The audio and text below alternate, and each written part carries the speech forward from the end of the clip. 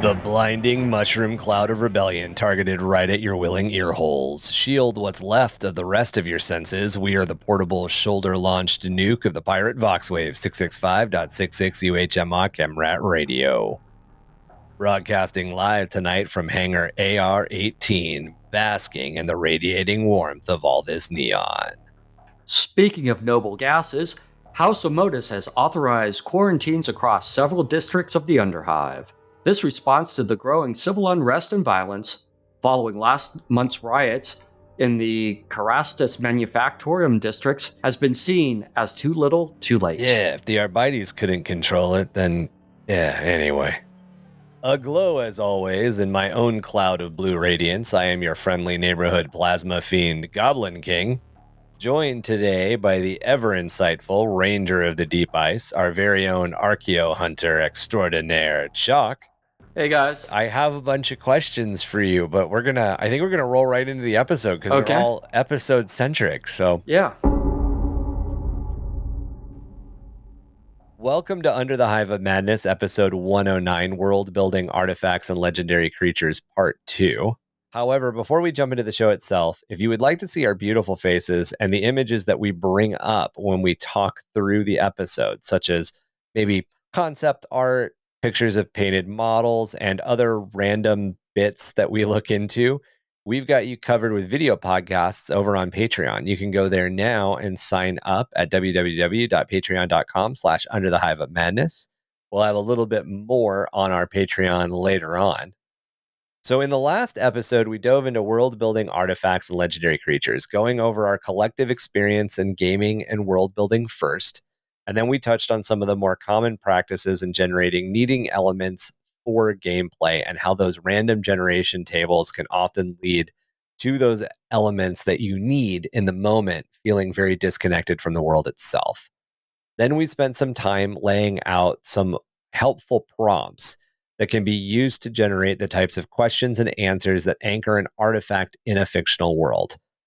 I then brought up some examples of artifacts in my own world building projects, and we discussed further how to use some of those same prompts to work on parts of the Warhammer and Warhammer 40k lore-friendly development. Not everybody listening to our episodes is going to set out to create an entire fantasy realm. A lot of people who are listening to us are going to go out and you want to create 40k stuff. So we try to always bring it back to 40k or Warhammer Fantasy in some way. But Chac, you also brought up an example of something that you worked on for a horror setting, and I wanted to dig deeper into that before we went any further, showing how we can use those same prompts to take that concept and then connect it to the world that you would be building a little bit further. So as a refresher, can you read us that little bit that you came up with?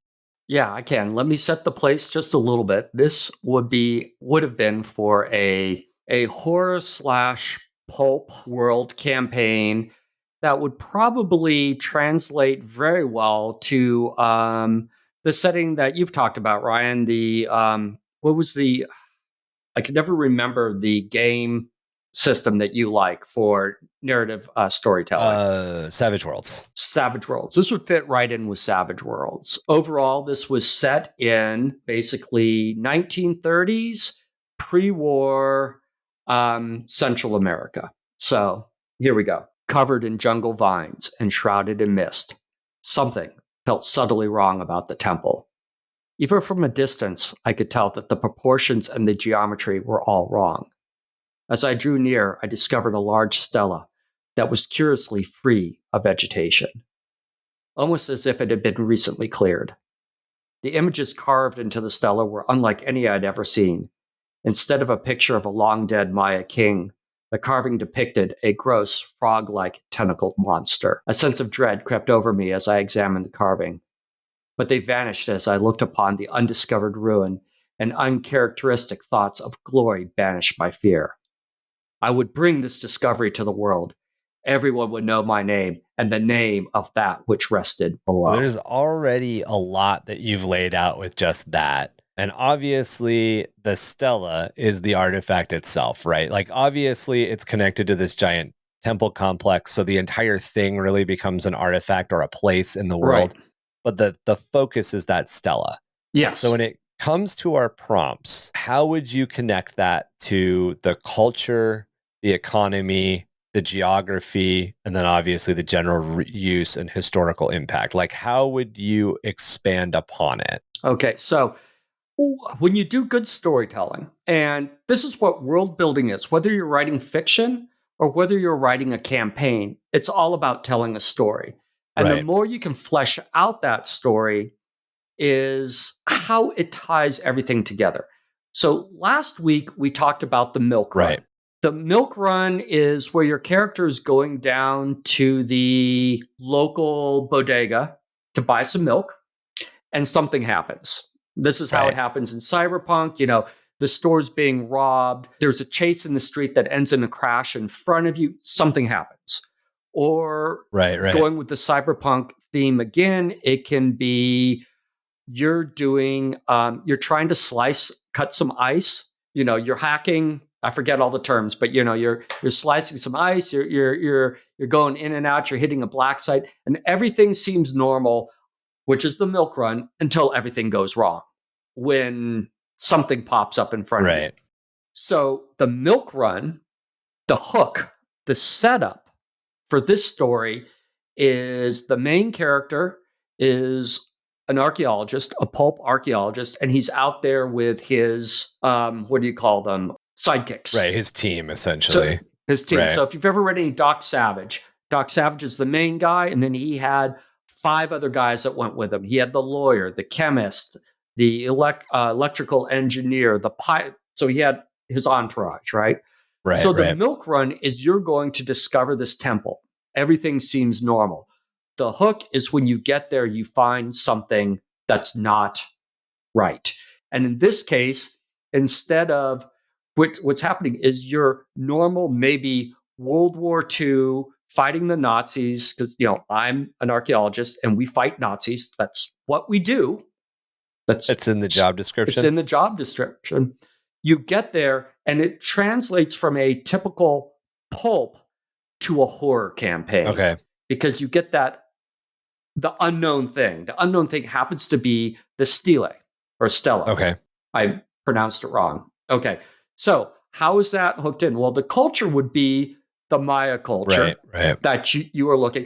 It's supposed to be a dead culture. Of course, it turns out not being a dead culture. Economy, geography. Well, geography actually goes in because it's in the jungle.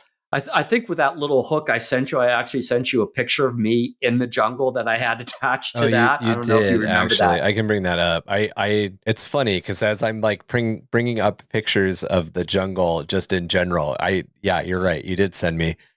Well, I mean, that's Tikal. You've showed a bunch of pictures of Tikal.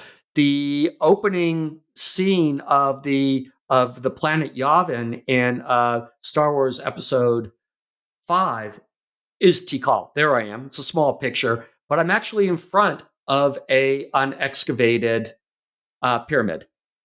You can see that slope behind me. That hill is actually a pyramid, huh?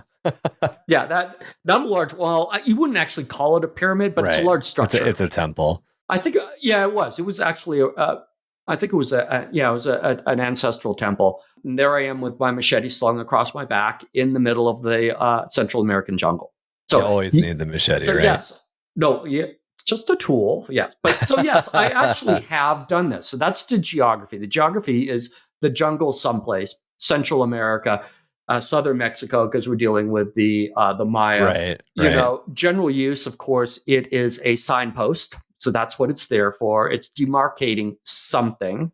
Okay. And in this point, the Stella could be seen as a liminal space. That is, it's when you pass the Stele, there are pictures of them up there. And I should use Stele, not Stella. Sorry. Is it? That's me. Is it Stele, not It's Stella? Stele. Yeah. Okay, so that's me mispronouncing it. Sorry.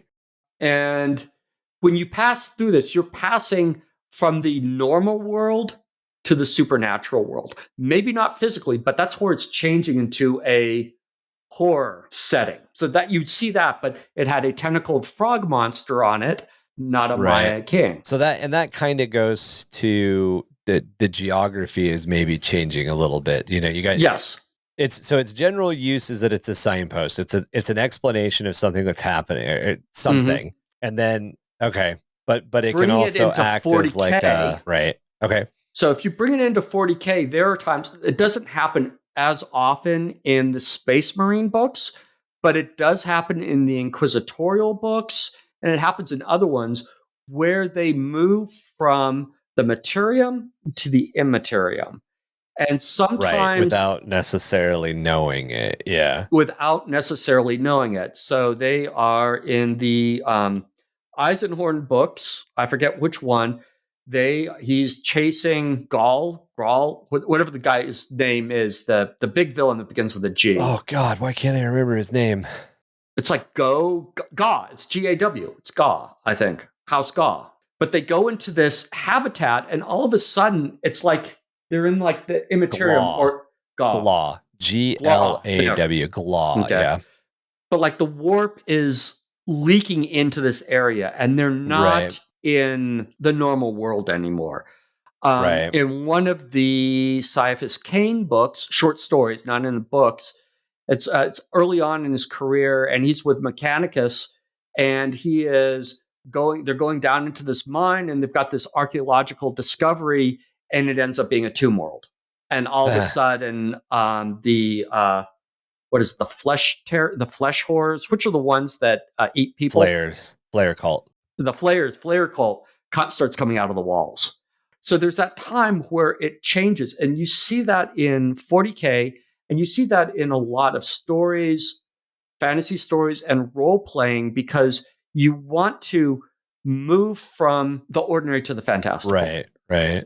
And go ahead. What would be that? So the economy portion of it would be, obviously there's probably some economic connection that the temple itself had to the culture it was from, but you also have the economic impetus of like your team was sent there. Yes. So when my envisioning of this is that you start in 1930s Belize City, that for some reason was described as the Central American Venice, or the Venice of the Americas is how it was described. Okay. Which I have a really hard time seeing that, but it has canals. I love the fact, like, okay, so total aside here, but I love the fact that like when a place has canals, we do have the tendency to be like, oh, well, like you know, the Martian canal, you know, the Martian canals, and like at one point, I can't remember the astronomer who like first looked at Mars through a telescope and like described these canals, but he was like, the Martian Venice. And it's like, why is it always Venice? It's just fucking canals, man. Well, I've read like the things for descriptions, and police say like go down to I think it was the hand-drawn bridge, where it was like one of those, it's not a drawbridge, but it rotates sort of thing. Right. Take in the local atmosphere. I mean, you're like, that's where all the hookers hang out. Oh my God, man. And like, no, that's not where you go. Wait. The hookers, as in the people who are fishing off the side of the bridge, hooking? Yes, the people who are fishing off the side, not the sex workers. So you're starting there, and then you're moving into the jungle. And then when you get there, once you penetrate or go into the temple, of course, it opens up into more of a underground subterranean world where I was probably going for the not exactly politically correct, but very Lovecraftian idea of the population that has the degenerate population that have like, you know, devolved into, they're not exactly human anymore, worshiping the tentacled monster from outside and probably eating people. Maybe there are human farms down there, because that's like what the Rats in the Wall is. One of my favorite stories. They have human farms. Yep. So there you have your economy. Rats in the Wall. Yeah, good. Human farm economy. And then you've got your historical impact being like, I mean, obviously you got so many different hooks that you could do. There's a historical impact, obviously, of like the Mayan culture in and of itself, but there's also the historical impact of like, are the Nazis also going for this? Well, yes, of course they are. Right. And it is a historical campaign. Right. You're playing it's set with in the past. Alternate history in a setting like Earth. Yeah. What do you mean alternate history? Well, because there aren't tentacle-faced monsters in real Have you been history. into Central American I have jungles? not. I'm sorry, I have not. Excuse me, maybe I'm completely off base. So, it kind of go with what you were saying earlier, because you were trying to like sort of, you were bringing in some of the like 40K elements that came into this. One of the things that I thought Yeah. of was that if you wanted to look at a 40K scenario, kind of like the one that you had laid out earlier, where there'd be a group of people playing and then the game master, you could have like some Catachan jungle fighters who have been dispatched to a distant feral world in support of a magobiologist. And maybe the Yes. Magos biologist, excuse me, is there to do a full taxonomy of the planet before the Imperium decides what they're going to do. You know, they want to know all the creatures and how the ecology works so they can destroy it better. Yeah. Maybe this entire assignment for these Catachan jungle fighters has been extremely boring. You know, they're used to being on the front line, they're used to like getting into it. And these are veteran guardsmen that have been given to this relatively boring guy. And probably the largest threat that they come across at some point is a Xenos boar species that it was a distraction because they got to hunt something and then it tasted pretty good. But like, that's it. You know, 6 months on this deployment, and the most exciting thing is that's happened is they've hunted some boar, right? Yeah. Then, however, the Magos in this team comes across the temple. And obviously, the Magos could be one of the characters, and then the team could be some of the other characters. Or if you were running this as a skirmish scenario, you could do something where the Magos biologist was the VIP he has to survive to the end of Yeah. the skirmish combat, or however you want to do. There's a lot of different If I was ways. doing it with like Fantasy Yeah. Flight, I would do the Magos as an Right. NPC Right. that slowly turns to Oh, there you chaos. go. That too. So they come across this temple, and just like, and I feel like this is the way that the real world works. And obviously, correct me if I'm wrong, but all the satellite imagery just suggested that this is a hill covered in jungle. But they get there Yeah. and they find a temple.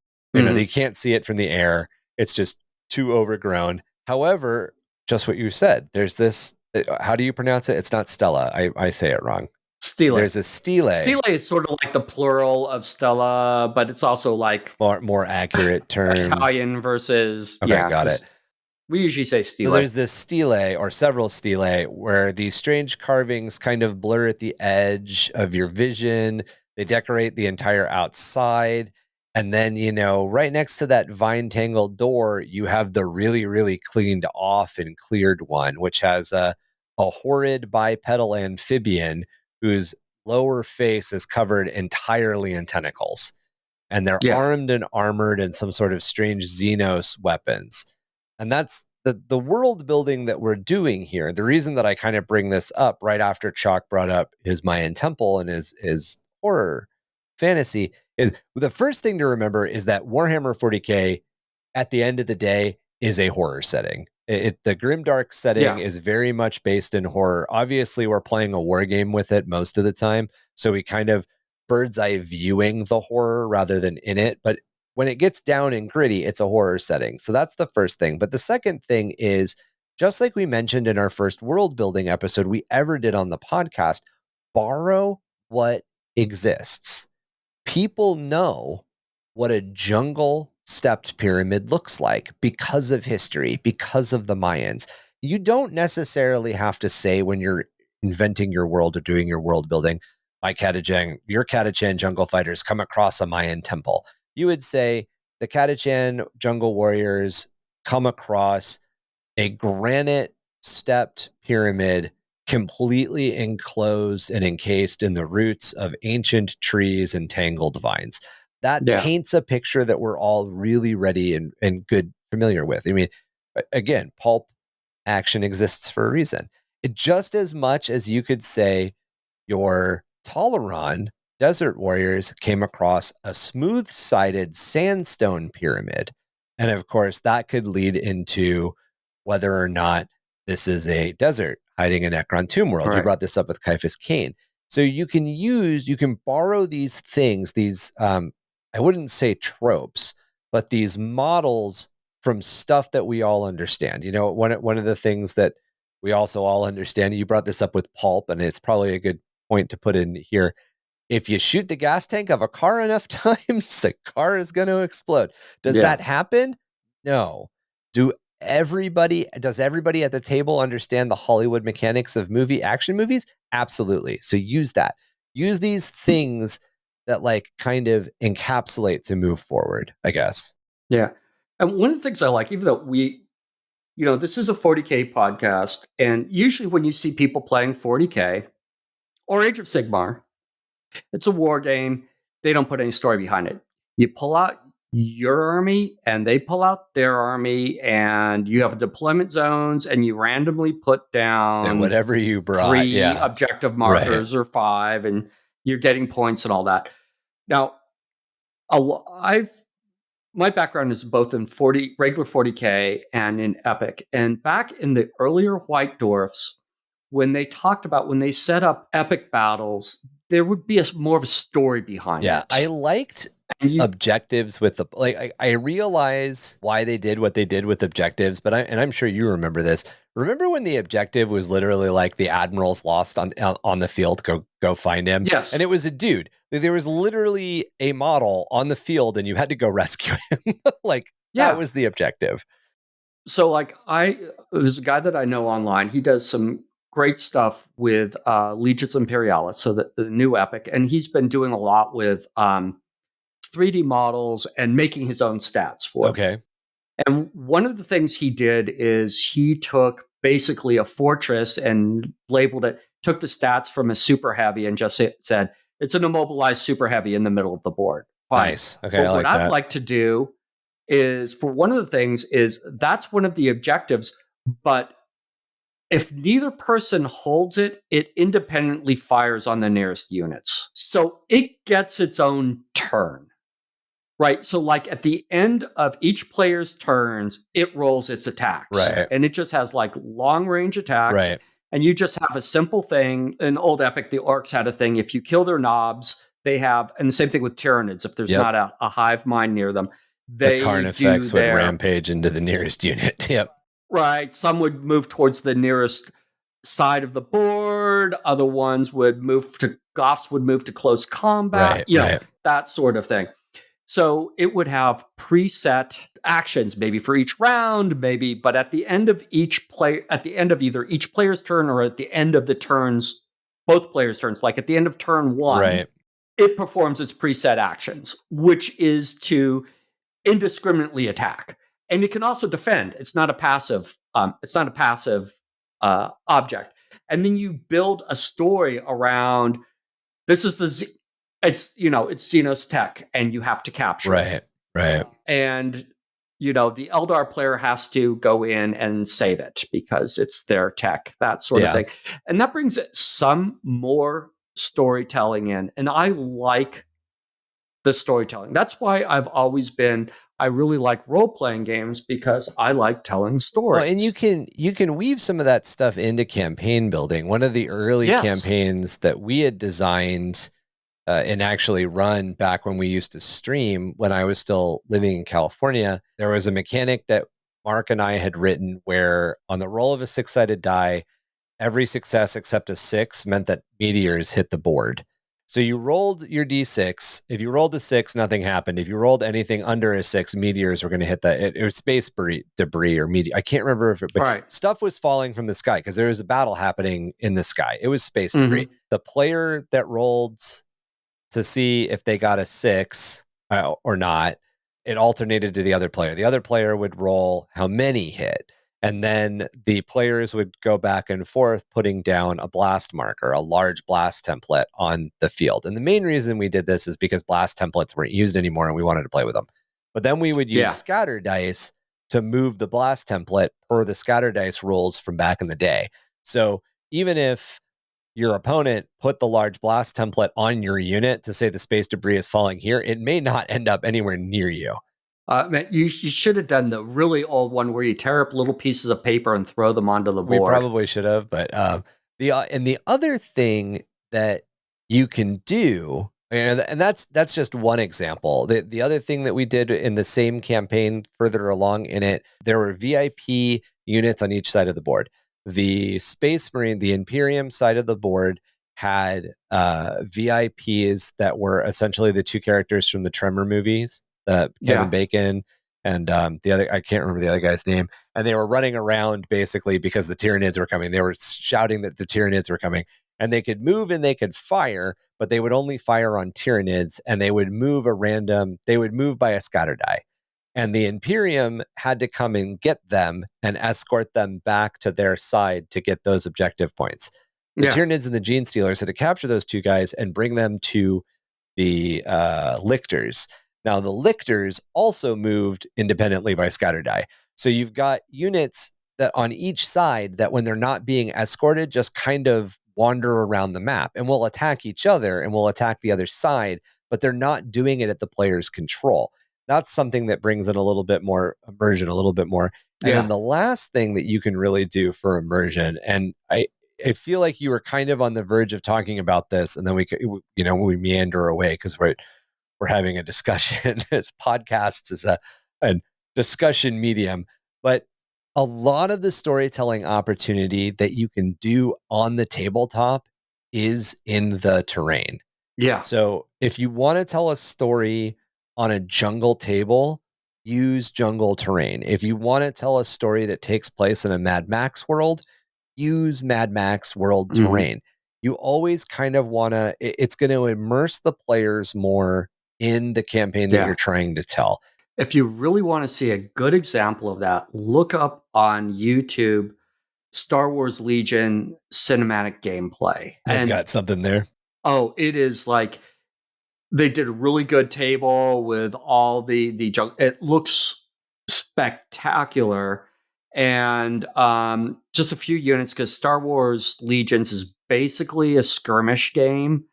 It's like it's smaller than 40K, but it's larger than like Kill Team. So you have that's three not platoons. Shatterpoint. Shatterpoint, the models are bigger, right? No, these are bigger. These are 35 millimeter, so they're bigger than 40K. Okay, not hugely bigger. It's more like people are like Primera size. Got you. Oh, okay. Yeah, I know the scale you're talking about. Okay. 38, 37 millimeter. It's a weird scale. Right. It's very immersive. Of course, it was shot in a cinematic way for the gameplay and all. It was like introduction to Star Wars Legions.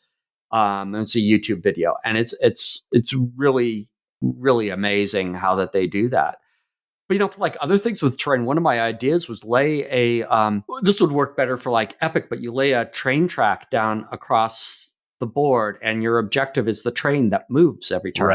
Right. And you can start playing with other game systems too. Gaslands has an entire combat scenario that deals with the fact that the war rig, for lack of a better way of describing it, from Mad Max Fury Road is continuing to move along the board, and all of the vehicles, all the people playing are attempting to either capture part of it or battle around it. So you can Gaslands on a circular, or is it just like on a flat playing field? It's essentially on a playing field. But okay, so it's on a track. It's not like on a circular. Sometimes you can do a track. It depends. The scenario with the war rig, you're all moving forward. So the war rig just stays in the middle of the table the entire time. Like you can shift back and forth, but it essentially just stays in one place the entire time. So you're basically on a rolling tabletop. Right, essentially. Like if you want to think, you're not, I mean, nothing's actually rolling, but you can, when you roll, you can move forward or backward depending on how good or bad you do, or if you fuck up your maneuvers. This is a complete aside, but what's the scale for Gaslands? It's not Hot Wheels cars. Hot Wheels cars? Legitimately Hot Wheel and Matchbox cars. So, and obviously there are people that print it. I think so. It's around 15 mil, maybe. Maybe. I'm not sure. I'd have to look up the scale of Hot Wheels cars. Yeah, I can't remember what the scale is. There's actually a YouTube channel that does Warhammer in a similar way. I think it might be 40K in 40 minutes. Okay. So I've seen that. So they are 1:64. 1/64. Yeah, which is that's about 32 mil. That doesn't seem right. They're not that big. No, they're much smaller. Yeah, so it is. It's so Play on Tabletop is the Yeah. channel. Play on Tabletop, they get really big into building these like Yeah. very, very specific boards, and then they play a game on it. So they've got one where it's like a beach landing where half the board is like shallow water. Yeah. They've got another one that's like Bespin Cloud City where there's all these platforms up in the clouds. So there's definitely ways you can build your tabletop for the game that you want to play. One of the things that I really loved, one of the settings that I really, really wish would come back and come back in a real way is Cities of Death, because Cities of Death, or the original Cities of Death, the original City Fight book, picture a post-apocalyptic game like Fallout 4. I know that Fallout 4 has kind of become my go-to in the last couple of episodes just because it's a good visual example. But there are parts of the Fallout 4 map when you're playing the game where like there isn't enough room, even when you're on an open street between buildings, there isn't enough room for a tank because of the amount of rubble that's strewn everywhere. And that's how City Fight was. And when Games Workshop moved into Cities of Death, which is the evolution of City Fight, they had really focused on their own kits. And there's really not that many kits. There's only like 10 or maybe 11 like building kits. And yeah, that gives you a lot of variation. You can combine them, you can make whatever you want. But the whole idea of like choking the tabletop with terrain is something that went away with tournament play. And when you're designing campaigns, when you're getting into the narrative side and you're trying to link, as you brought up last episode, you're trying to link the role-playing game with the war game, which you can do very easily. You know, you tell these little independent stories, you tell these skirmish stories, you tell these war stories, and you tell them in sequence so that they make sense with each other. When you build these scenarios, you build these campaigns, you build these crusades, make sure to play with all of that stuff, because all of it's super important, and it can get really lost in like laying the board out fairly. You know, the play on tabletop and the Shattered Legions, or not Shattered Legions, the Star Wars Legion stuff that you brought up are probably really good examples of the fact that like if you're there with your buddy and you're there to tell a story, or you're there with your buddies and you're there to tell a story, just decide on the story you want to tell and tell it. Don't worry about, do I have enough terrain on my side of the board? Do I have enough, you know, is my board a mirror image of his board? And the thing that marks out in my mind, and this is, we're totally tangented, I swear we'll come back to world building, but the thing that really kind of boggles my mind is if you look at historic wargaming, like games that are built in history, they pick a battle that actually happened and then they reenact it.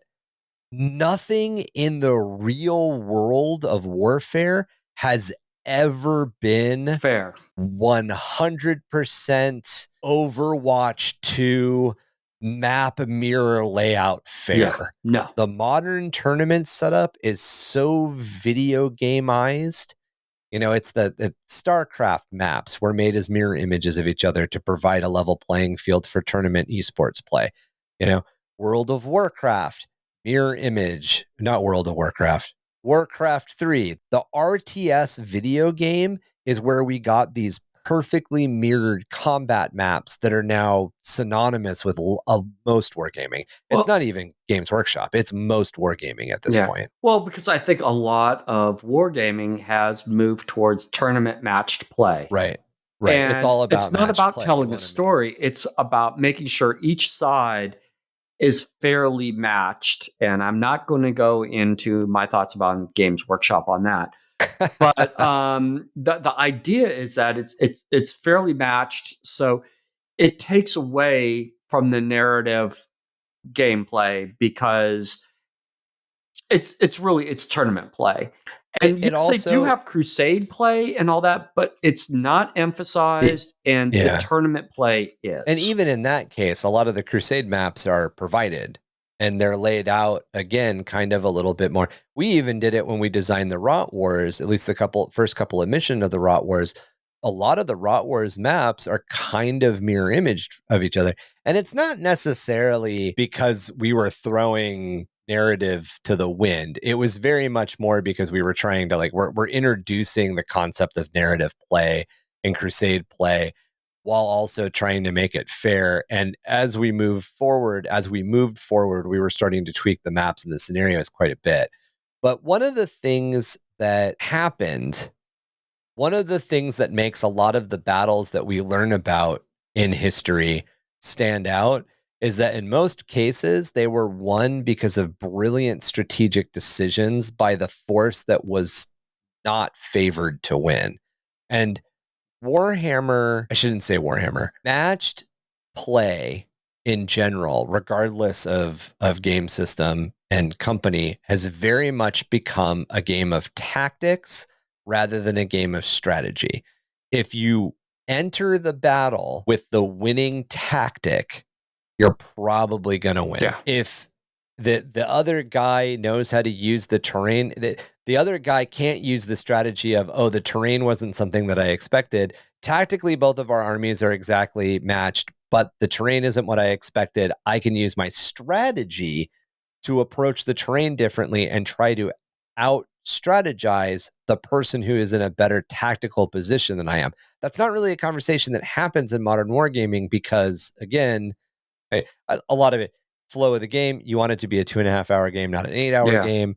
You want it to be relatively fair. But these are the things that we start playing with when we tell cooperative stories, when we tell Crusades, and when we do this stuff. And the world building is the backdrop. It's the immersion that you're going to layer in on these Crusade games and on these different experiences. Now, I remember reading, and I think it was with 40K, where you're talking about they're starting out with a world map set up in hexes, and you're doing it at the macro Hex campaigns scale, competing for resources, and then your 40K game is basically a fight over a hex. Yes, yeah. So you're hex bringing campaigns. It down. So you have the strategic campaign because you're actually playing. In my way of saying it is, you're playing Risk, or you're playing, what was that Avalon Hill game that was World War II, where you had the little fighters and the boats and the Axis infantry. and Allies.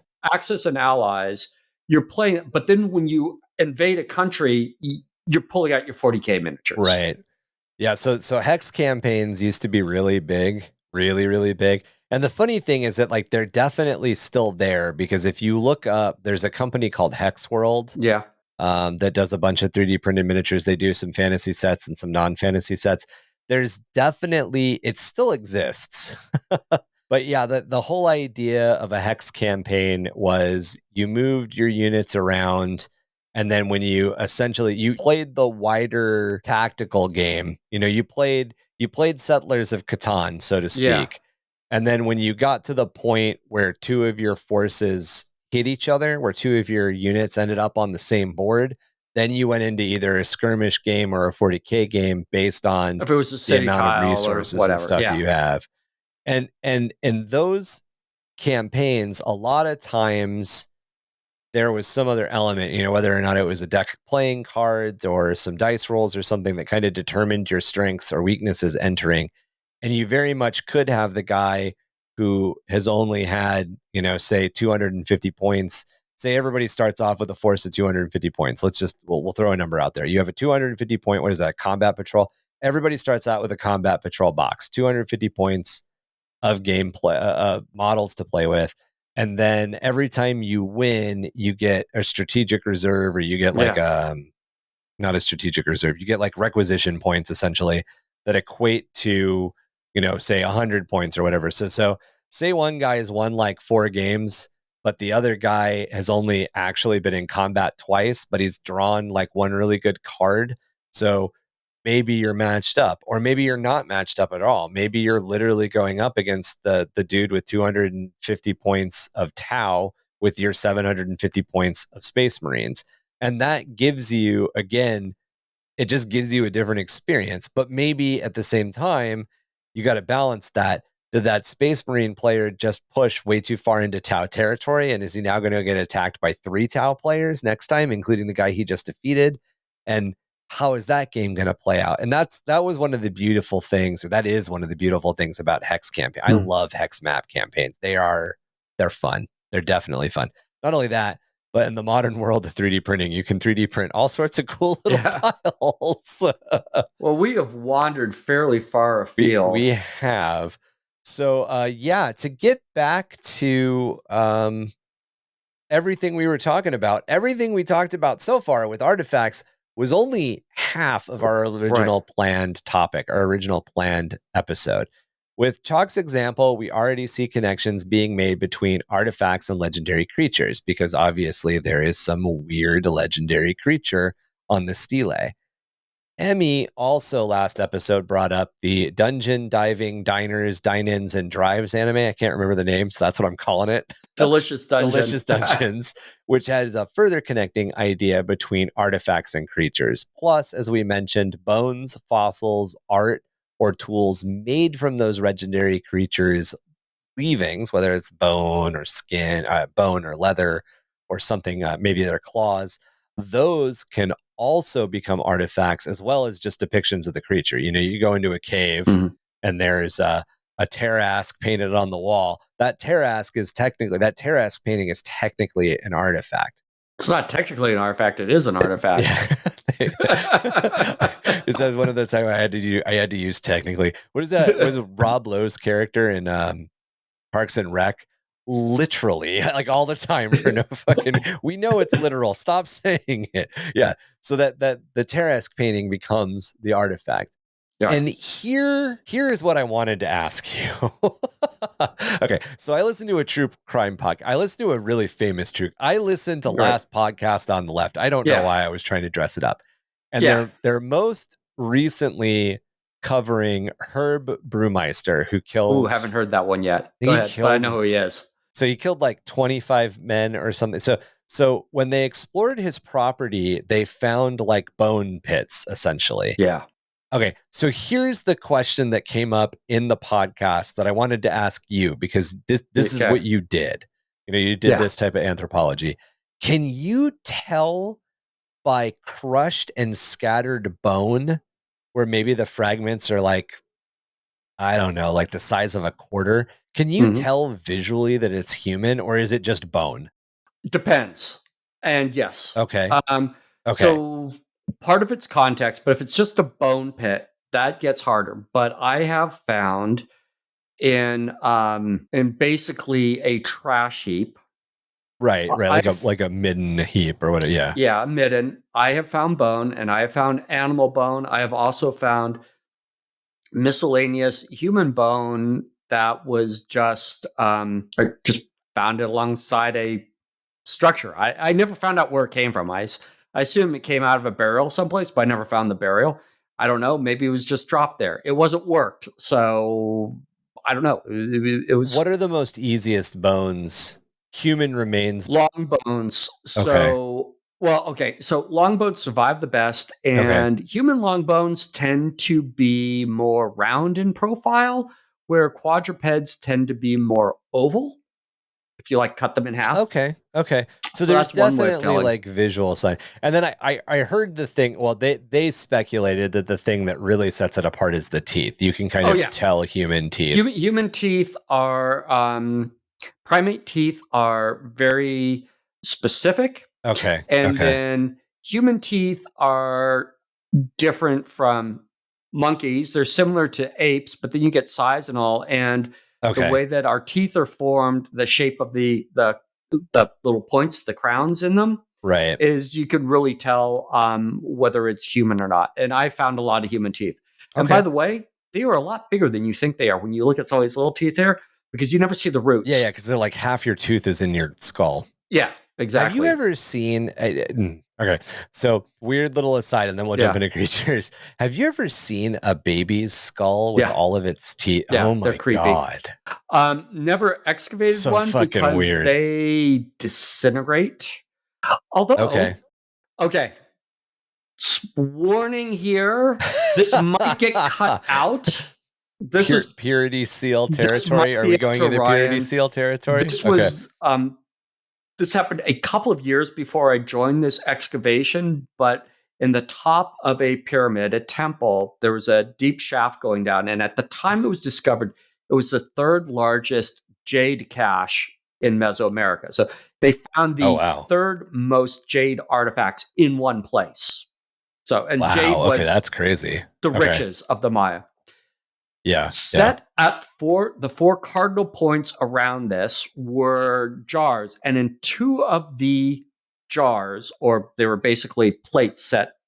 Think of two pie plates, one on top of the other. Okay. Right. Right. So one's a cover, and inside two of them were babies.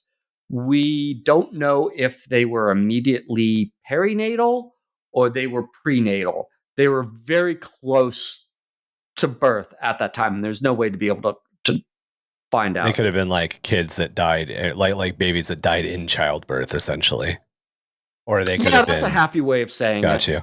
Was this a was this a sacrificial? Wait, was it my absolute favorite line from a movie ever is the first AVP where they like end up in like the very obvious face hugger chamber, and the guy's like, this is a sacrificial chamber. And it's like, I don't think, does anybody ever said that? Like, it's such a corny delivery in that movie. We don't like using sacrifice because it has a lot of connotations to it. But I have ritualistic unaliving. Well, it's the ritual part that's. But I have excavated a body whose head was in a jar buried under the body, and his right arm was removed, and with the head. So most probably not by accident. Yeah, that may have been. And he was also tied in a reverse flex. Hands and legs behind his back. Yeah, he was hogtied. Yeah, he tripped and his head came off, I guess. He tripped, those vines wrapped him up and just took his head off.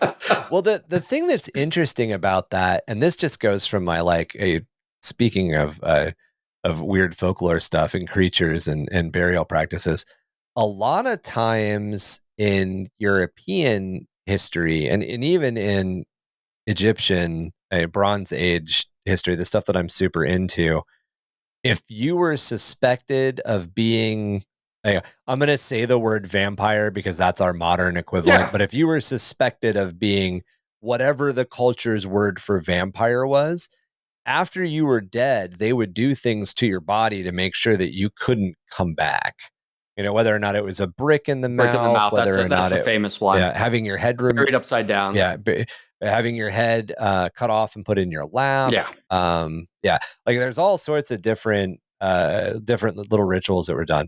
But anyway, yeah, it's super. We're definitely getting into the world building territory of like how culture deals with things, and like there's so many different topics that we'll continue doing as we get deeper and deeper into the world building series. But go ahead. I just want to say, just as I'm an anthropologist. Right. Anthropologists study people. While I'm not a cultural anthropologist, I do know a lot about cultural anthropology. I have taught it. Archaeologists recreate cultures by studying the artifacts that they leave behind. Conversely, it's easier for me to set up scenarios using artifacts starting from a already established culture. So if you have a cultural idea, it's easy for me to translate out the artifacts that you'd be finding there because I sort of know what to be expected. I also know how cultures work and that's together. That borrowing from what exists. Yeah. Like it's very, very difficult, even in my own world building. I talk a lot about how like I deconstruct models of religion and then I use the deconstructed model to like extrapolate out the idea I had. Even in that, I'm still taking stuff that exists and like deconstructing and recombining it. It's easy to do. The trick is prompting yourself enough, making these weaved interconnections by answering these questions that it ceases to look like anything noticeable and it fits more with the world you're crafting. Yes. So to be clear, as we get into creatures here, because we're jumping into creatures now, we've split creatures into 3 distinct types. We have normal creatures, legendary creatures, and mythic creatures or cryptids. To define each of those, a creature is pretty simple. It's normally bound to a region or area specifically and follows the rules of its analog in our actual real world. In the Warhammer 40k universe, the Grox is a large Xenos reptile that has by and large replaced the cow. It's used as foodstuff, it's a source of leather when it's harvested, and it's described as a herd animal and grazer. To be clear, it's a really, really mean sci-fi cow, Yeah. but it's basically a cow. Moving up, we've got the dire creature template, and this is still within the creature category. Anytime that you need a nastier version of anything that already exists, just add dire into the front of it. You need a nasty wolf, dire wolf. Dire wolf. It's just bigger, nastier, but still a regular It's still creature. just a wolf. You need a big, nasty rat, dire rat. It kind of goes out as much as you want. And this is a really, really easy one that you can pull into fantasy and sci-fi. You can put it in Warhammer Fantasy, you can put it in 40k, you can put it in your D&D world. Dire stuff is just a thing. Dire bat, dire badger, dire penguin that I brought up last time kind of as a joke. You can just play with it. The next step up would be legendary creatures. And these are things that do exist, but are either very hard to find, extremely difficult to deal with, or have some other factor that limits how much they interact with the general populace. In some cases, like the Tarrasque, which we talked about last episode, it may be because only one exists. The Tarrasque is not a mythic creature or a cryptid. It really exists. There's just one of them. And I wouldn't say difficult to find. It's really stupid to find it because it's going to murder you. If you bring that into a pulp setting, I might say you're in colonial India in the Raj. You're a British explorer type of thing. And yes, there are elephants and tigers and all that in the jungle. But there is one tiger that is found that it's much easier to prey on humans and raid the villages. Like a man-eater, essentially. It is a man-eater. It is decided that is how it does it. It is a named creature. It seems to be smarter. And of course, if you are the storyteller, you make it harder to find and stop. So it is legendary by what it does. It's not necessarily huge, well, you probably make it bigger and meaner, but it's not out of the ordinary. But it is legendary because of what it does and how hard it is to track down that one intelligent, wily, one-eyed tiger with the scar across its face, who happens to be called Scar and sacrificed his brother and tried to kill took over his kingdom. Took over and then there was some singing and dancing. What's the Ghost in the Darkness? That's the Brad Pitt movie with the man-eating lion, right? That's a really good example. That's a great example of a legendary creature. Somebody, it takes an Alex Quartermain Alex Quartermain style character to take it out. Now here is where it gets a little messy. We're using legendary creatures to refer to something that does exist and holds some greater significance to the world, like in Chac's example.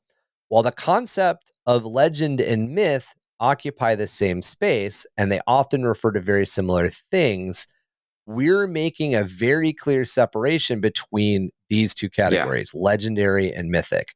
Mythic creatures are a lot more like cryptids, and they'll be studied in a future world building episode. We're not going to get into them today.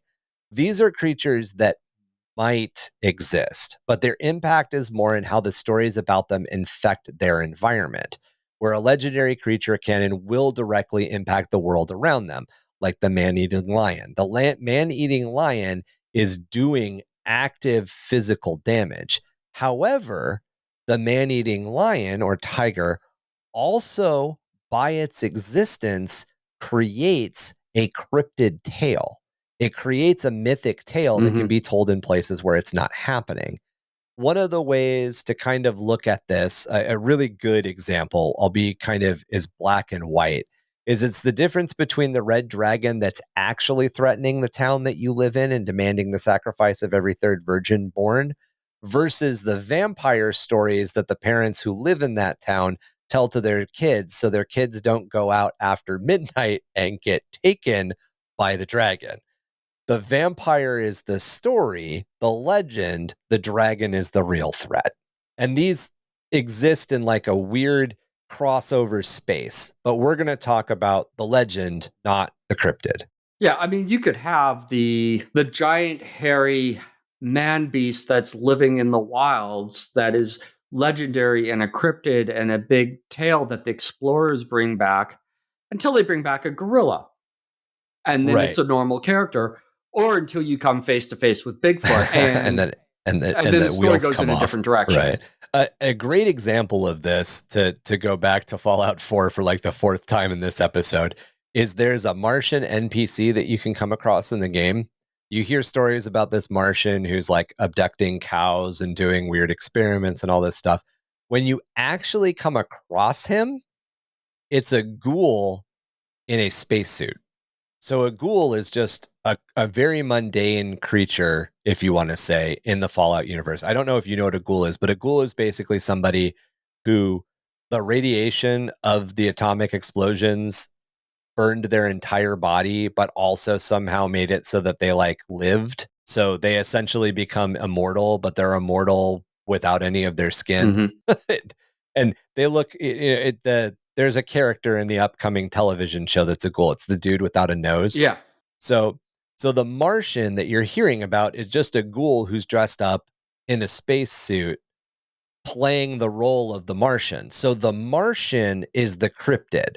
The Martian is this creature that's running all around doing stuff, doing experiments and all this. The truth is it's a ghoul just looking for the like cure to a different medical ailments. So there's the legendary creature that's the dude in the spacesuit, and then there's the cryptid, which is the story that he's generated. Right. It's a really weird space. I really like that you brought up the like it's Bigfoot until you come home with the gorilla, or like the movie Congo, where I know it's not a good movie, but where they like go out and they find the silver gorilla, and the silver gorilla ends up being like this hyper violent, Bigfoot-esque creature. There's a lot of ways to play with them. A really common place to bring in a legendary creature in 40K comes from the many examples of Space Marine initiate hunting rituals that exist. These rituals where initiates have to go out before they become a Space Marine, before they become a scout. It's just a 13-year-old boy with a knife has to go out and hunt something really nasty. We have examples of it in the Dark Angels, in the Salamanders, and in the Space Wolves lore. And realistically, it's kind of sprinkled throughout a lot of the others as well. It's a huge variation of a very, very specific trope, which can be traced back to like the stories of the Spartans, really. Yeah.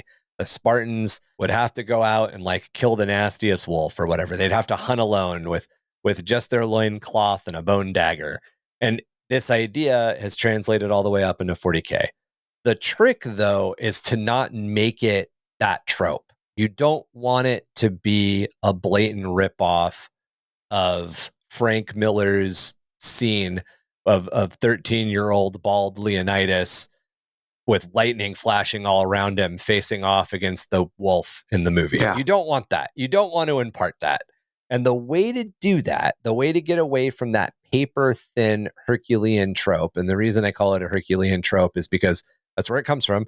Hercules went out and defeated all these monsters when he was a little boy, is to develop a bigger connection to the world, just the way we did with the artifacts. We're going to look at a bunch of prompts. So the prompts in this case, they change. We're going to look at the region, the economic impact, the cultural impact, and the environmental impact of the creature. Every creature is going to do these. So I know, because I've read ahead in the notes, that you have a big thing on Dungeons and Dragons.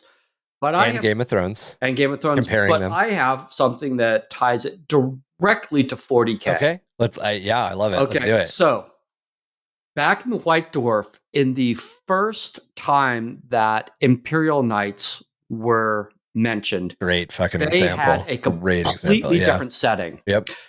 So the original Imperial Knights were human settlers that had taken over basically abandoned Eldar maiden worlds. And on these worlds were giant saurians. And the giant saurians had been farmed by the Eldar. They've been planted by the Eldar. Right.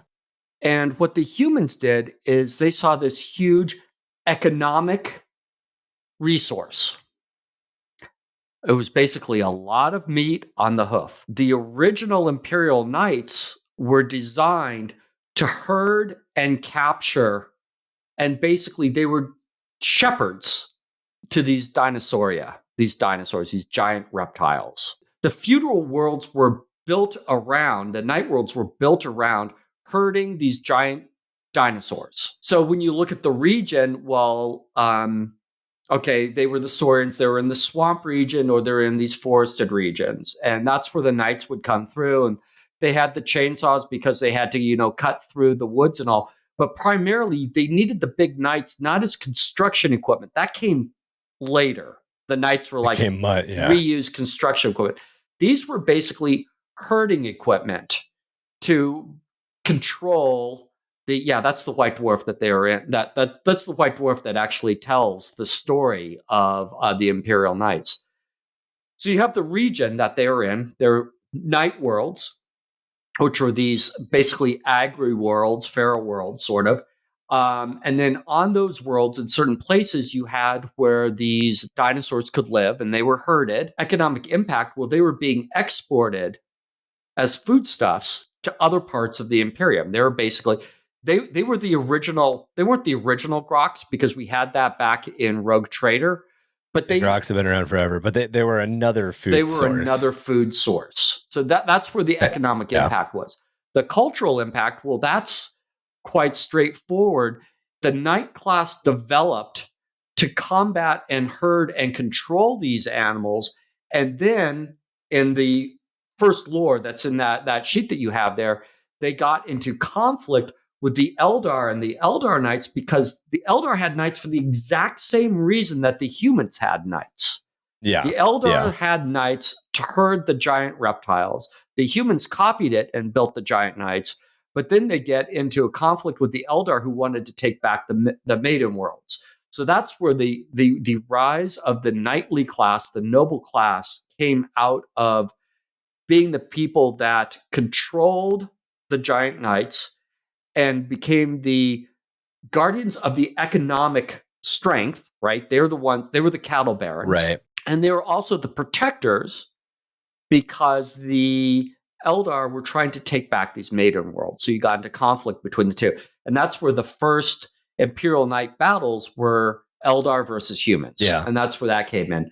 Environmental impact, we can look at, obviously, if you have herds of, I don't know, Saurians, they're going to do some pretty major environmental impact. Oh, yeah. They're going to strip a forest if they need to. Especially they're also going to provide a lot of fertilizer for growing other things. Plus, the knights fighting each other are going to destroy the environment. Yeah. There's all sorts of...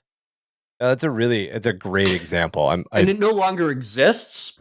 But if you go back to, and you can find this online, the White Dwarf 48. It kind of exists. But I think they took the fun parts out. it morphed into the Eldari of the Maiden Worlds are now the Exodites, and they ride the dinosaurs. Yeah. And the knightly households became a purely imperial thing. So there's still a lot of that roots there because obviously the Eldari are still farming and following the dinosaurs.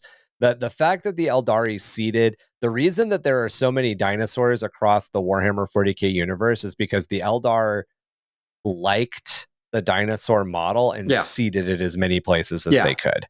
It's a very economical model because of the way that how big they are, how much meat there are, et cetera, et cetera, et cetera. The fact that they can be used as beasts of burden. And there's a huge correlation, even in modern 40k, between Night Worlds and Eldar Worlds, Eldari Maiden Worlds. That still exists. So there are Night Worlds where half of it is in control of the Exodites or vice versa. So and then you could build in the legendary monsters. So there is this huge legendary, and it's a good milk run and a hook if you were doing that, or it'd be a great battle. They're doing it for the tabletop, where the knights hear about this, this huge saurian, and they go after it. Sharp tooth. Yes, but it turns out to be Old One Oh, Eye. that'd be awesome. So instead of a dinosaur, it's a tyrannid. It's a fucking huge carnifex. Yeah. I like that a lot. You could even, you could twist it out too. Maybe it is, we've talked about this in the Tyrannid episodes, that Old One Eye might be the same guy, or it might just be a template that the hive mind is super fantastic at spitting out.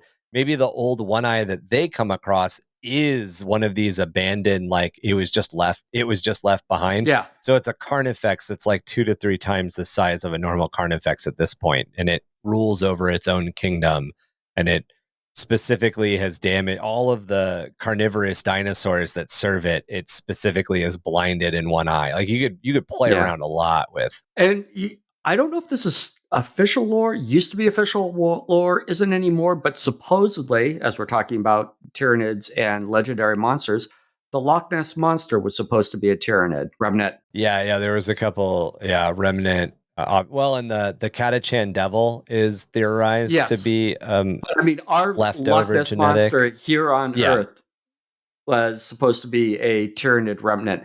And yes, basically everything on Catachan is actually a Tyrannid. Yeah, it's just not connected to the hive mind anymore. And then, of course, like, was it Throne of Shadow, the box that came out that was Gene Stealer Knights versus Custodes, that basically said, not Gene Stealer Knights, Gene Stealer Cultists versus Custodes, that basically, like, heavily implies that there are Gene Stealers on Terra already. So there's all sorts of, great fucking example. The example that I had come up with was the Dungeons and Dragons versus Game of Thrones. And the reason is because both have the legendary creature, the dragon, in them. And they both have massive impacts on their respective worlds, while also retaining that legendary status. Regionally, they're separate. In Game of Thrones prequels, we see things like sea dragons versus dragons from other regions. None of it's really been explored yet, but there's hints that dragons are regionally based, or at least regionally evolved, or not evolved, but regionally acclimated. However, in D&D, dragons are even more defined and separated by chromatic and metallic coloration. And often those colorations correlate to their home region or biome. For an example, a red dragon comes from the volcanic regions of the mountains. In both Green settings, comes from the swamps. Right, yeah. Blue comes from... Is blue still from like the ice, or is that like white, or is it blue? I think white's from the ice. I can't remember all of them. Area? I don't know. Yes, blue is from the ocean. And then, of course, you got black being the undead dragon. So there's all sorts of different little things that work into that. In both settings, dragons have a massive economic impact, whether it's something like Daenerys's dragons burning an entire land trade of Lannister gold and food, which upsets their war effort, or the dragons in D&D often controlling entire kingdoms, often through subtle means and often just to grow their vast hordes. So the dragons in D&D, their economic impact is definitely a little bit more planned out, I would say, or controlled. Then the cultural impact of dragons in both settings is also nearly identical. In Game of Thrones, the person who controls the dragons often controls the culture. And in D&D, it's kind of the same. Although, as I just mentioned, it's often the dragon itself that's in charge, not the person that controls the dragon. The cultural impact also informs how they are most often used to impact the world, which in both cases is often through violence and war. Where these two settings differ is their environmental impact, as the dragons in Game of Thrones are depicted as largely nomadic, often preying on animals of a given area and doing a lot of ecological damage. It's even shown that the dragons care little for the collateral damage that they do leave in their wake. They basically don't care. An extreme example of this sort of environmental impact actually comes from a different dragon movie, and that would be Reign of Fire, where the entire world has been burnt into an apocalyptic wasteland due to how dragons feed. I don't know if you remember the movie Reign of Fire, but in that case, the movie somewhat. They literally, it was a long time ago. Yeah, they literally char whatever they eat. So, like, if they're going to eat your cow field, they reduce everything in the cow field to ashes and then eat the ashes. Like, Yeah, the apocalyptic world in Reign of Fire is one where it kind of makes you question why anybody's still alive, Yeah. including the dragons, but it doesn't matter. What this fantasy movie doesn't take physics into account? Jeez.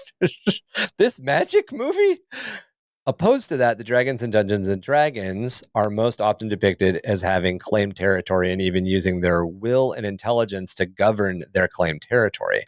Lastly, in Game of Thrones, dragons are shown as extremely intelligent and headstrong beasts. It's insinuated that they have more of an animal's cunning and can be bonded or broken like a horse. And this, to me, is the major difference between these two types of dragons. In D&D, dragons are known for their intelligence, their ability to plot, and their ability to rule those under and around them, often communicating openly with people, even if it's just through magical means. And to be completely clear, dragons in Dungeons and Dragons can just be the animal beastie type too. However, more often than not, they're incredibly intelligent. You do not. It depends on the type, actually, on their intelligence. Well, and yeah, but even the ones that are more bestial, like the green dragons, for example, they're still capable of like out talking you in a negotiation. The Game of Thrones dragons are literally just kind of beasts. Yeah. They're cool, but they're just giant monsters at the end of the day. So you brought up Imperial Knights, and that's a fantastic 40K example. The other 40K example, and the one that we've developed, is the Four-Armed Emperor. And to be completely clear, the Four-Armed Emperors literally started as a one-liner joke very, very early in the podcast. However, once essentially the community had sort of decided that this was a fun thing to run with, we came up with a basic shape, and that's the Gene Stealer infected rat, which spawned a brood that is little to no use to the Tyranid genetics anymore. Essentially, the Four-Armed Emperor, even though it was at one point related to the Gene Stealer, is so far removed and doesn't have any of that Gene Stealer intelligence anymore. They have that bestial animal cunning. They don't have that dragon intellect. Right. They lost it. And because of that, the Tyranids basically they have no way to communicate with the hive mind, so the Tyranids don't even necessarily know they exist. And the longer the generation continues, the longer they progenerate, the further and further away they're going to evolve from the original genetic code of the Tyranids. When we started making those decisions, one of the first things that the community asked us was, what region did they come from? And that kind of put me into this mindset of where to come up with the prompts that I would use to ground this creature and other creatures. And to be clear, I've done a lot of concept art and a lot of creature design in the past, and the prompts kind of change. These are just my favorites because I feel that they're the widest spanning. The first one, the region, I pulled really heavily from Necromunda. You actually helped me with this, Chac, because the Necromunda setting has the concept of the Ash Wastes. And this is the wasteland and the highways that exist outside of the hives that connect the planet. Because Arconia, where Innsmouth Hive is an ice death world rather than a ash waste death world. It's a ice ball caused by ecological collapse rather than a wasteland caused by ecological collapse. The way that people get back and forth between the hives isn't on top of the ice. It's through the Frost Hollow. The Frost Hollow is named that way because it's a mostly abandoned system of rail and maglev tunnels that link all of the hives. However, only about 5 to 10% of it is functional. Much like the way that any other hive works, the more that's built on top, the more the hive sinks. And the same thing has happened to the Frost Hollow. So every time the hive shifts down, every time more of the underhive sinks into the sump, more of the Frost Hollow cuts essentially tugged with it, which means that they build new Frost Hollow tunnels. They carve out new tunnels in the virgin ice that's built up between the hives above it. And that means that essentially, if there's, let's just really easily say there's 100 levels of the Frost Hollow, only those top 5 are being used at any given time. The economic impact is the Four-Armed Emperors have now claimed a huge amount of territory, and not only what once was the active Frost Hollow, but also the sump itself. And when times get meager, they range out into the Underhive. When they can't hunt game enough within the sump or the frost hollow to keep them satisfied, they go into the underhive, meaning that they have become a huge problem for the poorest denizens of the underhive that has to deal with them. Not to mention that has spawned a trade in a gray market for four-armed emperor hides, claws, teeth, and anything else that can be harvested or made useful. Essentially, hunters are taking trophies. People are probably even eating them. The fact that the four-armed emperors range into the underhive and steal and kill means that those people who live in the underhive have developed ways to react to them. And because of that reaction, there is an economy that's come out of that. Now, that reaction that we just talked about, that's the cultural impact. The four-armed emperors are something of a boogeyman for the people, specifically the children of the underhive. And they're often used as that dark figure in the night that abducts those who don't listen to their elders. However, because they're an actual thing that exists and because there's an economic impact, there's an exchange there where there's actually a cycle of hunting four-armed emperors, bringing four-armed emperor things to market. The culture and the economy are usually the two easiest threads to start weaving together, realistically. Yeah. It also means that there's a lot that has gone into everything else that deals with the four-armed emperors. And because their population isn't governed, there's nothing bigger. The four-armed emperor is the apex predator of Innsmouth Hive, just as much as humans are the apex predator of Innsmouth Hive. And when you have two apex predators that occupy the same space, they encroach on each other's territory often and usually incredibly violently. And that's happening here, which means that people are forced to deal with them. And in fact, even in certain circumstances, the mid-hives have been forced to react. So it's not just the underhive that has to deal with it.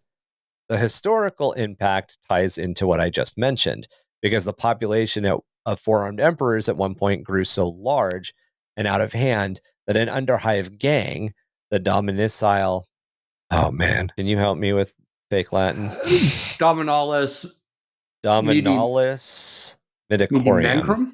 I made up the word. You'd think I know it. Dominalis supposed to be house. It's like the house of the medium-sized house crumbs. Of like animal. that like animal thingies. So this underhive gang called the Dominalis Mediarchrum rose to status of clan because they bred the death leopards. These are genetically tailored and psychically bound hunting cats that are a little bit bigger than a tiger. We just kind of talked about the whole idea of there being a legendary man-eater. And they were used specifically, they were raised and used specifically to call and then contain the four-armed emperors to the sump. The four-armed emperors have also spawned at least one cult, the Emperor's Kindred. Not to mention the fact that gene stealer genetics has infected the entire rodent population of Innsmouth Hive. There isn't a rodent at all that exists in Innsmouth Hive that doesn't have 6 limbs, regardless of their breed or size. And the so-called four-armed rat, the most ubiquitous of these creatures, which is just picture a slightly bigger rat with 6 limbs, 2 legs, and 4 arms, even being the mascot of one of the Underhive's largest gangs. The gang of orphans is the four-armed rats. They've literally adopted this cute, kind of intelligent, kind of semi-intelligent, I should say, creature that can be kind of played with as their guys. It's what they look like. It's who they not aspire to be, but it's what they see themselves as. They're street urchins, they're street rats, they're four-armed rats. So there's a huge historical and even cultural impact that comes out of just that stuff. And again, none of these are just simple answers to one of these questions. I didn't set out and say, I think I mentioned this last episode, we mentioned this last episode, you never set out to write 8 paragraphs to answer each of these questions. Your real goal is one thing. And if you're coming up with a beastie and you just want to do something neat with it, pick a region. Once you've got a region, figure out whether or not that creature has an economical impact. And the economical impact of that creature could be as simple as pick a creature for me. Give me a creature. Okay. Giraffe. A giraffe. All right. So this giraffe's region let's just say, is because we're on Innsmouth, this giraffe's region just happens to be polar. Because of that, they grow these super thick, shaggy, almost like an Afghan dog hide, right? They're covered. Think of an Afghan hided giraffe. So the economic impact there might be that people who do live on the ice on Innsmouth hunt these guys, because if you can take down one of these giraffes, you can give cloaks to 12 people. So the economic impact is they're good for hunting. And that kind of leads into the cultural impact. Right. As an anthropologist, you can probably totally fill in or back up or explain this better. But most cultures that hunt animals for food or necessity have some ritual or cultural significance around the entire thing, right? Go ahead. No, this is your expertise, man. Well, no, I mean, you're talking about the cultural, yeah. So it could, it could involve either rituals in thanking the animals for giving their lives. It could be about a cult or ritual growing up around the fact that of praising or doing something to ensure that the hunt is good the next time, that there are enough animals, that sort of thing. We see that Right. often in more developing cultures. That going back to like, Well, I would Neolithic times, imagine. we see cave paintings of various Right. animals and depictions of hunt and all. And that's obviously part of a ritualized setting because it's too deep in the caves to. Cavemen didn't live in caves. And when you go in past the twilight zone of the cave, you have to carry your Right. light with you. You're doing it for a reason. And you're not doing it because you live there. Right. Well, and then, something that we see often with different human populations in Warhammer 40K is kind of the regression back towards Yes. like a feral state. And not to be insensitive in any particular way, but that's the way that it's described in 40K. They've got these levels. They're the levels of civilization, and one of them is feral. And with this sort of idea, the ice nomads, the ice wastelanders, the ice wasters, whatever they're called, that hunt these giraffes, Right. they're probably following a nomadic lifestyle. Since they're following a nomadic lifestyle, they're probably not really in contact with any of the other Imperium forces. So they probably have a very insular culture, a very insular nomadic culture, and they're probably more akin to nomadic hunter gatherers than they are to modern 40K. Probably Even if they're hunting with like hot long lazes, even if they're hunting, even if they're wearing combat armor under their hides, or even if they're using vehicles to chase these animals, they probably have a little bit more akin to hunters gatherers, right? I mean, and I would see these as your ice wasters as fair as being more akin outside of the hives. Innsmouth is more of a feral world, and you have the tribes of the feral worlds that are hunting down whatever the animals are. Maybe they're using laslocks or and heat suits. if we wanted them to be more advanced, they could even be a little bit more akin to the Fremen of Arrakis, where they do have essentially very, very sophisticated technology just to deal with living on the ice. But they've isolated their culture all the same because they don't trust the Imperium. And just like the artifacts, the more answers and the more we play with this stuff, the more interconnections we come up with. And that's what we're aiming for. We're aiming for that web. We want that web because the more little points of connection that you can make with your world, the more real these things feel. Even if it's something as silly as a giraffe that happens to be covered in fur like an Afghan dog. I mean, realistically, that's kind of a silly creature concept. There's definitely a lot more to think through than just giraffe on the ice, but we're able to just kind of go back and forth and brainstorm like four really simple connections that essentially led to us creating an entire other subculture of humans that might live on the planet. So I have a little project that I'm thinking about. Okay. So with and I do a lot of my stuff based around Legions Imperialis. Not that I don't have a lot of 40K stuff to paint and maybe someday play with. But Right. and I have a complete. So I'm starting a Mechanicus army because I bought an army off of a friend that I know online. Yeah, you did it. You did I a did a model rescue, right? and I'm doing for his. I'm doing just a quick overpaint to just brighten it up. But when I do my own models, I'll do a better job on them. I just don't want to. I'm not going to strip his models because stripping little tiny models is a pain. Yeah, stripping models Yeah, is a and pain, honestly. since he has a Like, good base yeah. coat down already, I can just paint over it brighter. So that's not a problem. There you go. Um, I was going to base it on Mars, and Okay. I was going to take the Legions Imperialis Solar Auxiliary and basically just paint it as Mechanicus to go along with my set Mechanicus model. So I'll do two things. One, I'd have Mechanicus models that I'll have to work up a proxy for the rules for Legions Imperialis because at least right now they don't have rules for Mechanica. Right. But the other thing is taking just the regular like Lehman Russ and the various Solar Auxiliary and sort of paint them as Scutari, or they weren't Scutari back then. They were whatever they were called. Which they used the weird made up Latin names for everything that the Mechanicum did. By the Horus Heresy, they had started calling the Scutari. I cannot remember what they called like them. some of them are the like end. Velatari. I don't know. Anyway. Yeah. Yeah, there's like 3 different clans inside the Scutari that I can't remember. Anyway, I was just going to take them over, and I've got some 3D prints I'm going to do and the whole thing.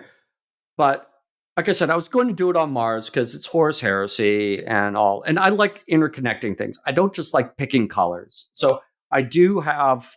Right. There has to be a reason for everything. Imperial Fists okay. as Space Marine. So I'm painting yellow boys just because Siege of Terra, the whole thing. I didn't want to do blue. And I'm probably going to be doing a. Should have done white and red. I don't know why I didn't. I'm not really. I've never been a fan of. I don't know why. I just don't like the best boys that ever existed. Yeah. Actually, what I'm going to do is I've also got a very large epic vehicle army for Iron Warriors, and a big push of mine are going to be loyalist Iron Warriors that are going to be very nice. Silver Skulls if you do it in 40K, because Silver Skulls are actually Iron Warriors. Yeah. At least that's what I say. There's we covered this in our last little like episode or two of our first chunk of the Horus Heresy. We did talk about all of the loyalists. There were a lot of because there were a lot of loyalist Iron Warriors, and the reason was because they had no idea the war was happening. They were just like basically bar deployment soldiers. They came back and they're like, wait, what's going on? Yeah, exactly. But there was everybody knows about Dandiok and the siege that he set up and that he defended the Citadel. But there's another whole like cohort they all got folded in wholesale into the Ultramarines. That's one of the reasons why Ultramarines swelled so much by the time the second founding happened, because they took a lot of these remnant ones. Black shields. And then the Silver Skulls are a second founding, and they just happen to have the same insignia as the Iron Warriors or Dantiok's helm, and also, they're Iron Warriors. It 100% makes a lot of sense. Yeah. Anyway, so I'm going to do that.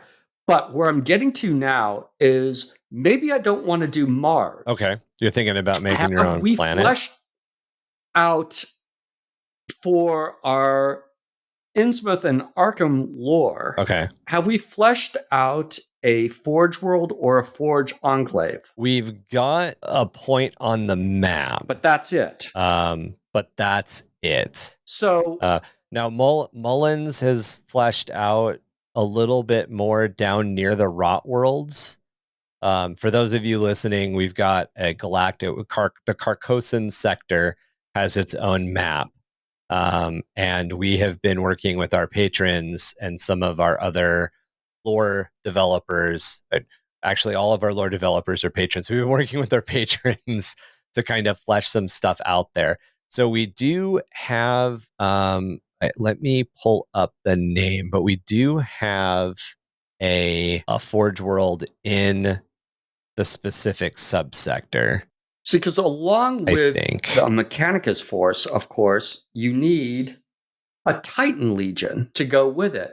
Of course, And always. Titan Legions also have associated night houses. They usually have vassal night houses. So here's a weird thing, though. So the Carcosan sector is in Segmentum Obscurus, Yes. which means that it would have been it would have been cut off by the heresy because it's above Ishtvan, essentially. Yes. It's galactically north of Ishtvan.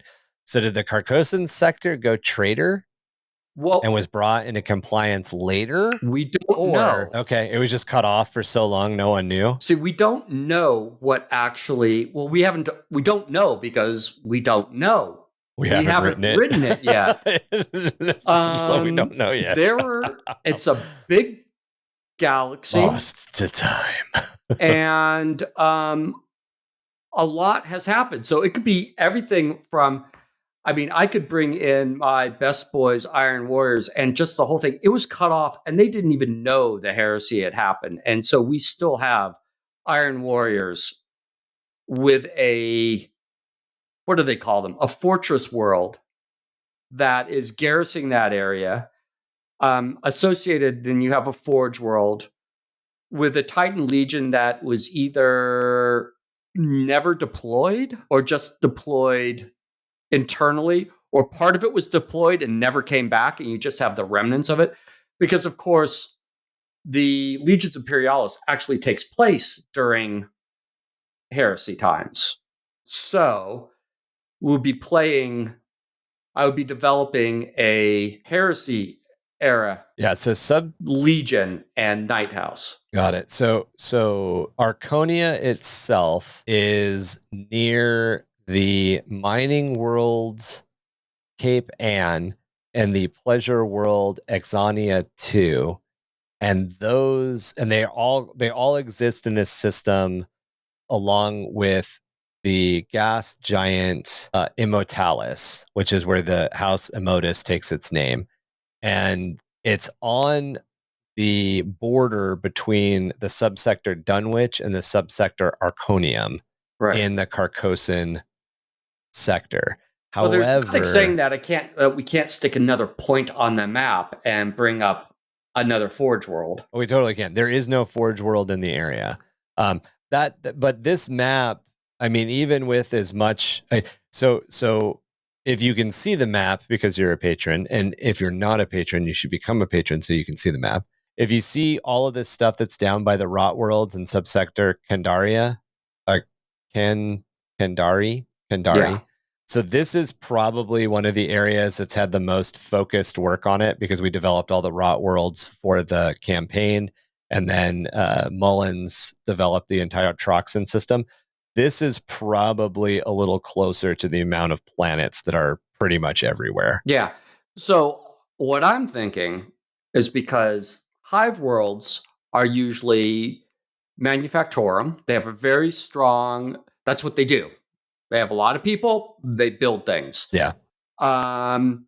So to have a Hive world actually function well, you need, in proximity to it, you need probably multiple agri worlds and mining worlds, which is why Cape Ann is so close. It would not be unusual to have a Forge world there as well. There's usually, just looking at the maps that exist, there's usually 2 to 3, if not 4 Forge worlds in a sector, and we only actually have 3 down now. And none of them are really that close. So yeah, there definitely could be one relatively. Yeah. So I like it. I think, obviously one of the big things that we do through the podcast, listeners, is we're always developing our own. The beauty of the Warhammer 40K setting is that you can pick a chunk of space and do with it as you will. My idea, though, is not to do this by myself. My idea is to do it in conjunction with our Patreons and our listeners. I love it. Okay. And so we can do some sort of world building exercise. And this could be anything as simple as, I think the Knights of House unnamed should be this color, or the Titan Legion should have Right. what is the Forge world like? A. B. How does that influence the Titan Legion that's on it? C. And how might that impact maybe the knights that are based on a local, that are associated with it and based on a nearby agri world, etc. And by the way, how do those stowaway four-armed rats interact on a Forge world, skittering through the tunnels? Because you know how rats get everywhere, and if there's been regular trade between a Forge That means that world a and vermin. Innsmouth Hive, there are four-armed rats on that Forge world.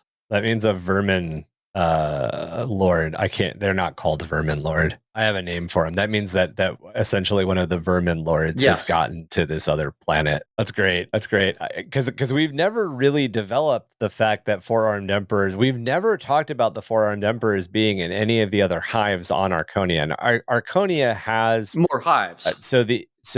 Yeah, and Innsmouth is part of a hive cluster. There's a bunch of hives, just like Necromunda. There's a bunch of hives clustered at the southern pole, and yeah, it's interesting. So the big industry on Arconia, listeners, because we haven't done an Innsmouth lore dump in a while, but the planet that the Innsmouth hive is on is known for its ice barrens, its ice harvesting. So most of the population that isn't doing things like making weapons for the Imperium, because there's a lot of weapons manufacturing that happens specifically in the Innsmouth hive. A lot of the other workers, their jobs are ice harvesting in some way, shape, or form, or refining ice into water. And all of that water is shipped off planet. And the reason that this continues to exist, the reason this cycle continues to exist, and the reason that Arconia has had a climate, an anthropogenic climate crisis, which has made it into an ice death world, is because the way that they make sure that they continue to make their ice profits as ice barons is they go out into essentially the system's Oort cloud and they grab comets and they tow them in system until they degrade in orbit and rain debris, comets being mostly ice, down onto Arconia. So Arconia is essentially artificially locked into an endless ice age because of the ice harvesting cycle.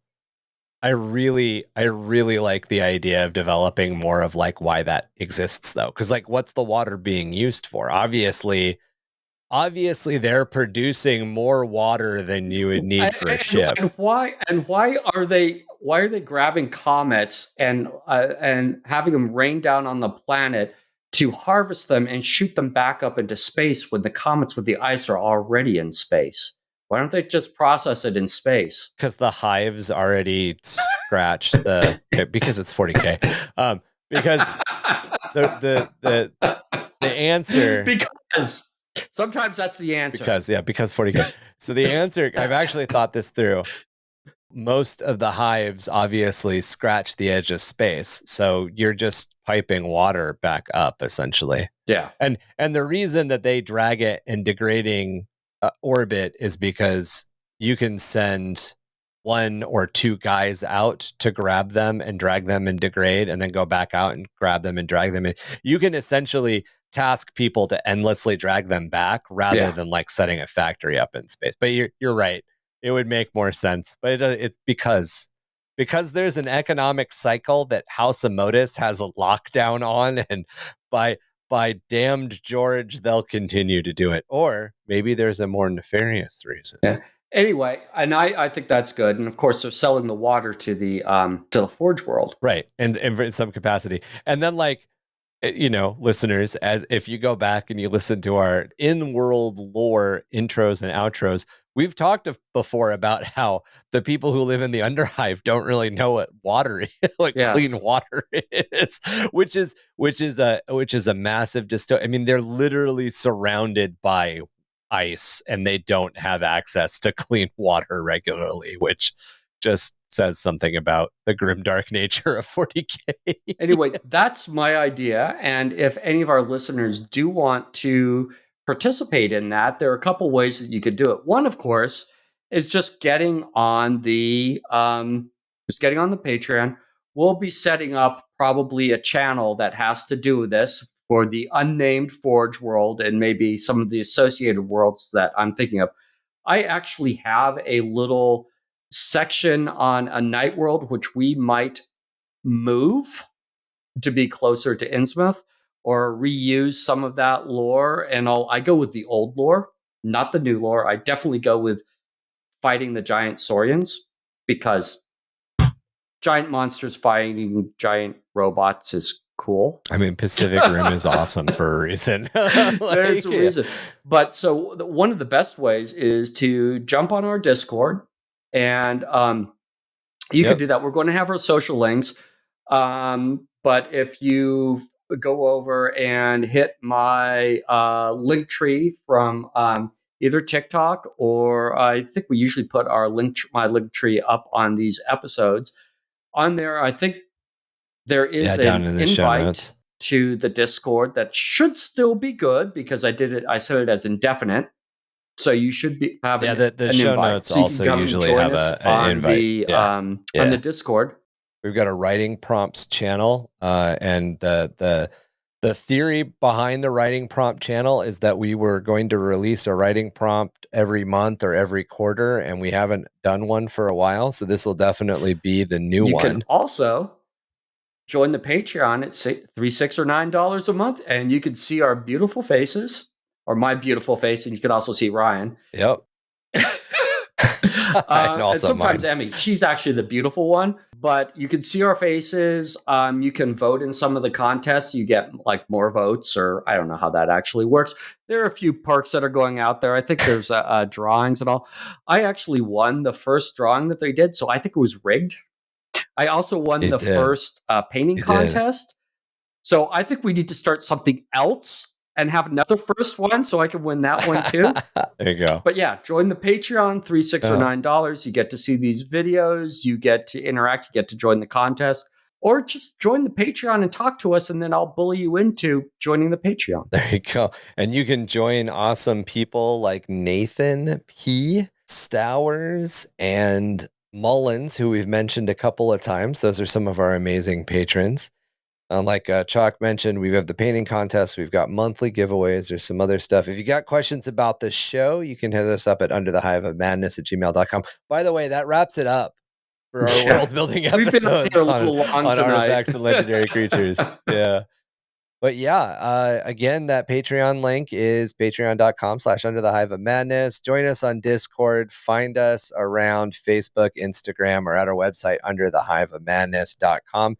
You can also help the podcast grow by liking and reviewing us wherever you get your podcast fix. Our home is right here on Spotify, but you can find us on Audible, Apple Podcasts, CastBox, Google Podcasts, iHeartRadio, Radio Public, and more. Ways to find Chac around the internet, around the interwebs, will be down there with his link tree. And then we've got spelling and some links to contact us as the show also in our show notes. Hanger AR-18, the beating heart of the Underhive's synth purge and splatterpunk scene. Join the sonic revolution of Death Forge and Warbringer's Anthem all month long. 10 credits at the door, 1 drink minimum, and the sets start right after third shift. Always ready to get blood and neon all over this dance floor, we are the sound of the Pirate Vox frequencies, 665.66 UHMR Chemrat Radio. Reminding all of you Chemrats, Hive Mice, and Sump Ghoulies to keep those dials fixed. Right here, same ratty frequency for a dose of the same ratty-ass attitude. Listen close, children, to what I say. From an elder's wisdom, you must never stray. Follow the rules, or dread might ensue, lest a four-armed emperor come for you. And as always, remember to read a motherfucking book. And don't loot the corpses. You mean you're not supposed to roll them and take all their shit? You have no idea how much stuff I have to deal with on social media with people saying, I can take all the arrowheads I want. That's not looting. Oh. Yeah. Oh, God. That makes me angry. All right, guys. We'll talk to you next time.